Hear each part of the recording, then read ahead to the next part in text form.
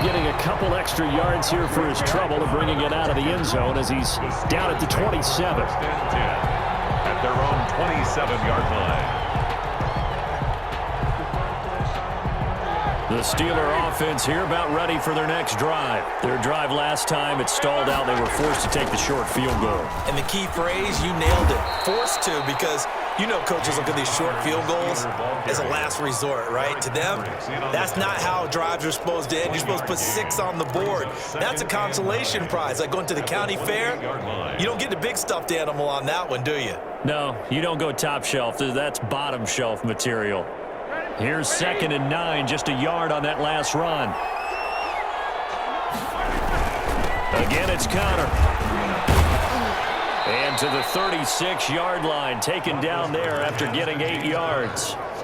And that looked like some pretty easy yardage there right up the gut. And he's a guy that has some height to him. So when you don't have to drop a shoulder or create or get through contact or trash, makes it a lot easier to stay upright, see the field, and make a run as we just saw there.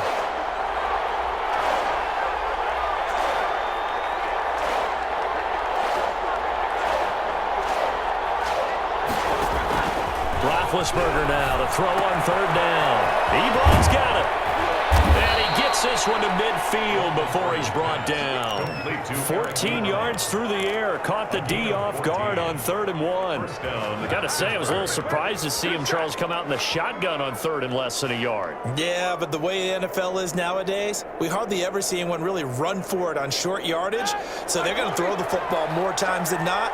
That was a nice, easy rhythm throw right there, and they pick up the 1st down. Roethlisberger throwing complete to McDonald. The 20. And they'll wind up getting this one all the way down inside the 20. An excellent pickup of 34 yards. Well, so often now we're praising tight ends for their nimbleness and how they catch the ball downfield. But occasionally we get a reminder that tight ends, they've got that tough guy aspect too. How about him catching that short one there, shaking off tacklers, and turning that into an expansive gain downfield. Roethlisberger going to get this one to Connor. And here he'll get it down to the 7. That's over 40 yards of movement with those last 2 plays. Caught that look from you there, partner. I think we're on the same page on that one. Just his first catch. I think we both thought he'd be a little more active in the passing game. Let's see if that's the start of them trying to get the ball to him a little bit more here in the second half. So not quite a 1st and goal just yet as they come up now 2nd and inches. Shotgun handoff to Samuels. And he'll be brought down here at the 3-yard line. 4 yards on the play. That's going to lead to 1st and goal. Now that's the way to do it. Hand it to someone with vision and good footwork, and add a little bit of power, and you find a way to pick up 1st downs.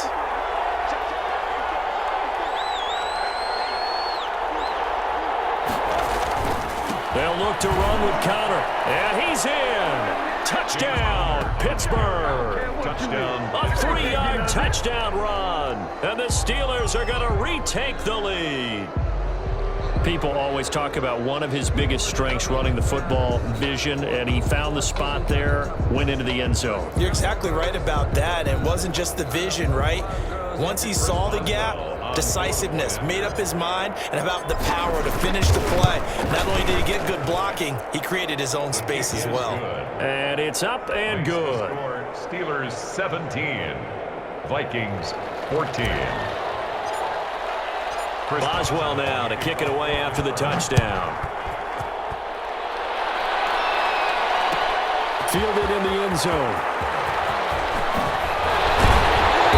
And beyond the 20, but not by much. In fact, just a yard pass there to the 21. Take over 1st and 10 at their own 22-yard line. Here are the Vikings now to start their next drive. And here we are almost through 3 quarters of play, and this passing game still has not really found any kind of rhythm. Put it mildly, because they're not even over 100 yards yet. And in today's NFL, where it's a pass-first league, that is quite surprising. Not many teams patient enough to stick with the run. Everybody wants to advance the ball through the air. They've got to get their timing back. 7-yard line. 2nd and 5 after the 5-yard completion on 1st down. From the shotgun, it's Cousins. And Rudolph has it to tight end. And he'll be taken down, but not before they work it across midfield. That one covers 24 yards. It's a first down. At the 49-yard line.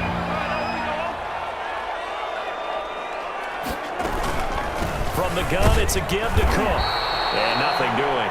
He's immediately taken down at the line of scrimmage. T.J. Watt in on the tackle. As usual, the hallmark of a good run defense, linebackers making plays near the line of scrimmage. Absolutely nowhere to run there.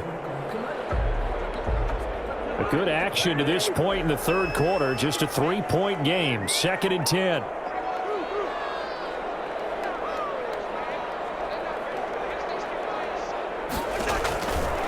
Working out of the gun. Cousins being chased out left. And I think that one might have been intercepted, but he will be ruled out of bounds. So this will go only as incomplete. And we return, welcoming you back to Minneapolis. It's been a very hotly contested game to this point. Just a field goal separating these two teams as we get set for the fourth quarter.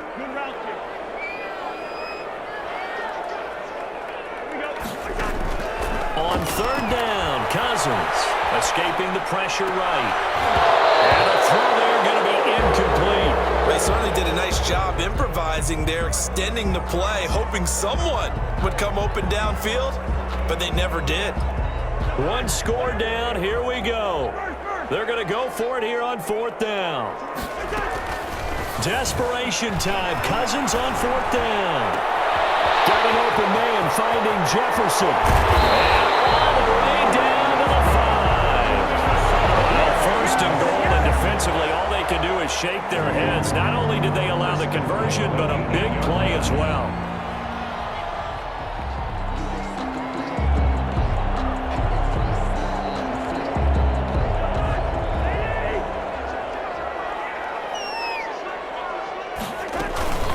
They'll run with Cook.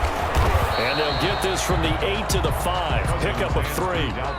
Well, Brandon, we always know that once you score one touchdown, you're without a doubt. And so far today, he's got one, but was denied as he tried to get the second one. On 2nd and goal, Cousins toward the end zone, but that's going to wind up incomplete. I'm going to need some help with this one. How did he miss it? Wide open in the end zone. He's not hurried. He's not hit.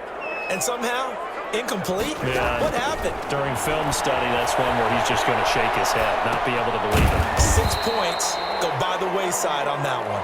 And he'll be brought down here at the 3-yard line. Able to hold him to just 2 yards, and now it's 4th and goal.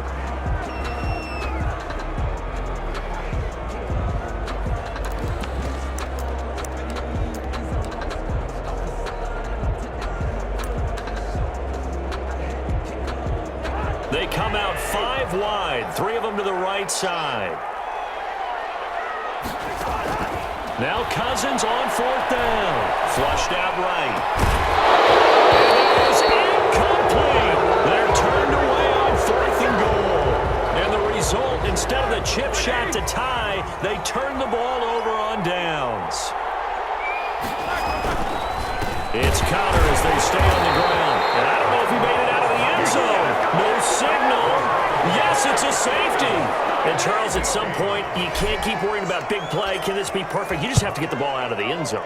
And in the offensive huddle, that was discussed when they called the play. Just get out of the end zone. But you know what's interesting? A lot of the times in the defensive huddle, they actually call a set and then say at the end of it, get a safety. So it's preached, it's coached, it's thought about. The Minnesota offense about ready to get this next drive underway. And they will be looking to answer the touchdown their defense just surrendered. Still a good chunk of time remaining here in the fourth quarter and a chance to regain the lead in the tight one. Incomplete. Right side, the tight end Rudolph. The drive starting play, a good one. Give him 19. Tell you what, he's been able to put the ball in some tight spots all game long. That throw, no different. Yeah, a lot of people would call it a gutsy type of a throw. I think he looks at it as, I can do it, so it's not that big of a deal to me, and I'm going to keep firing. Lets it fly for Thielen. And this would have been intercepted if he could have gotten the feet in. Instead, it's incomplete. looking to turn this one upside down. 2nd and 10. After the incomplete pass, here now is 2nd and 10.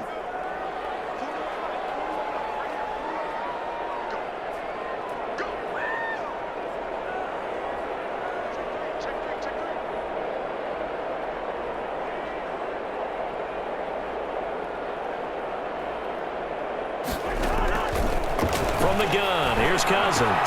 A throw for Thielen once again. This time it's complete.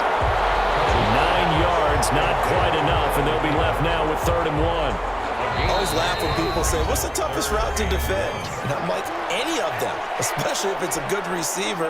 That makes things very difficult. But when you're running a drag route, something short, shallow, going through defenders, using guys almost as screens in order to get open, that makes things tough for guys trying to get to the football. Call it no gain that time, and they're going to be left looking up at a 4th and 1. It's 4th down. They'll run for it. And that'll hurt the average a bit as this time they're able to get him behind the line. They had to go for it with such little time remaining. And this Steeler defense able to come up with a stop. They start with a give to Connor.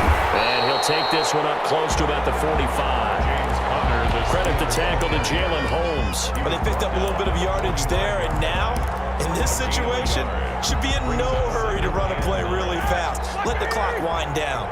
So 2nd and 9, and you'd have to figure just about all 11 probably crashing the line here. Now the pass finding its way into the hands of Eric Ebron. And he's able to get this one down to the 40-yard line. The Vikings going to signal for the first of their timeouts as they get the stoppage with 65 seconds remaining. Not totally home free yet, but it's looking good as they come up 1st and 10. They run the counter. It's Connor. It's a pickup of 4, and it'll bring up 2nd down. Brandon, we just saw the benefits of being able to run the ball successfully. They pick up 4 yards on that carry. So now, if you're a play caller, you can do just about anything you want. But on the defensive side of the ball, you're scrambling a little bit. Now you're behind, trying to figure out, do I need to blitz him? Do I need to pressure him? How do I gain an advantage on this snap? Now the Vikings will use the 2nd of their timeouts as they'll stop it with 40 seconds remaining in this 4th quarter. They'll try and run for it with Connor.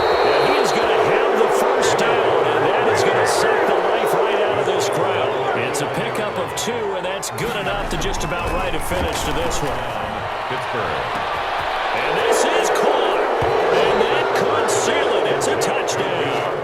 And that touchdown puts them up 7, but now's when the fun begins, partner, because if you go ahead and kick the extra point, it's still a one-possession game. Go for 2, you might put it out of reach. Yeah, a little decision to be made. Extra point put through by Boswell, and the lead is up to 8. Chris Boswell to kick off for Pittsburgh. Boswell now to kick it away after the touchdown. Now K.J. Osborne.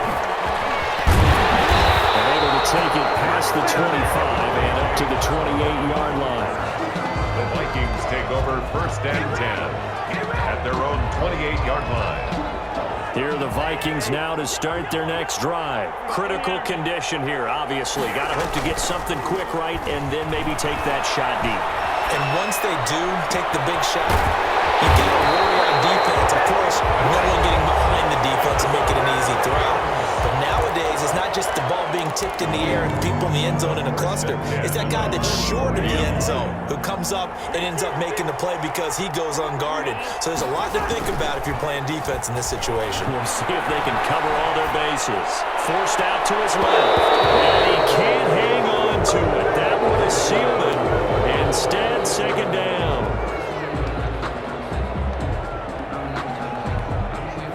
An incomplete pass on 1st down. That leads to a 2nd and 10.